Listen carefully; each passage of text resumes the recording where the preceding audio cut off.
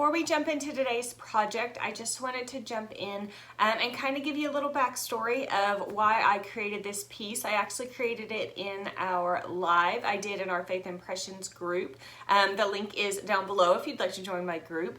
And so I have just been really dealing with a lot of stuff right now, and it's kind of in this weird dichotomy of some things are going super great and some things are not going super great. So when I was trying to figure out and decide what God wanted me to focus on in 2022, you'll notice last week I did that bright piece called Have Wild Faith, and I kind of had been in that mindset of what wild wilderness, and anytime you say the word wilderness in Christian circles, you automatically go to like, oh my gosh, it's a wilderness experience, it's a bad thing.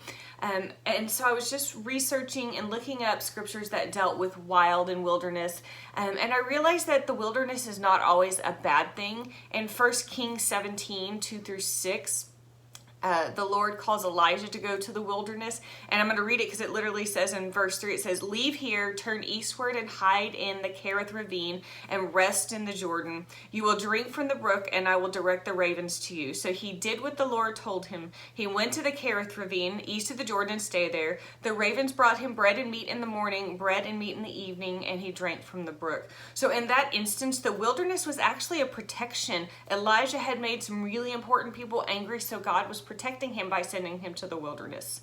But then you flip to kind of the most notorious, for lack of a better word, idea of wilderness, and that's in Numbers, where the Israelites are sentenced to the wilderness for their transgressions. And something I actually learned when I was reading that, I had always kind of been mentally trained that everyone who is in, other than Caleb and Joshua, obviously, but everyone else who was part of that "we don't believe" crowd that were gonna wander the wilderness, all of them were gonna die.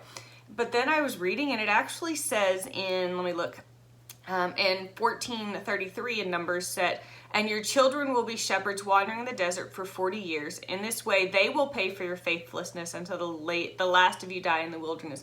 So actually, the scripture says that it's kids, anyone who was under 20 at the time, were safe from this curse. So they were forced into a wilderness that wasn't even of their own doing.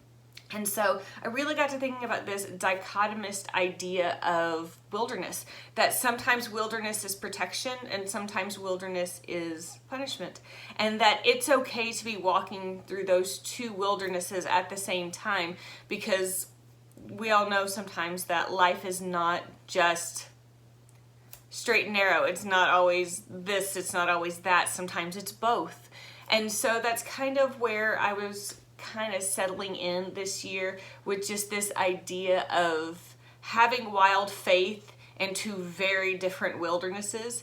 And so this is my art journal piece, just to kind of go with that idea of wild and wilderness, and two different kinds of wildernesses going on. You'll notice the way I designed this piece, that one half is kind of neutral, so browns and blacks and grays, and the other half is more bright colors. And so to show that kind of two sides of the wilderness. But then when I did the word wild across it, you'll see that the dark is on the light side and the light is on the dark side, just to show again that those two overlap, our lives overlap, our good and our bad overlap. And so that's kind of where the idea for this came from. So, but I wanted to hop on and just kind of give you a Reader's Digest version, if you will, of kind of what it meant to me and why I designed it the way I did. So let's hop into today's project, and I hope you guys have an amazing day, and of course, have a fabulous 2022.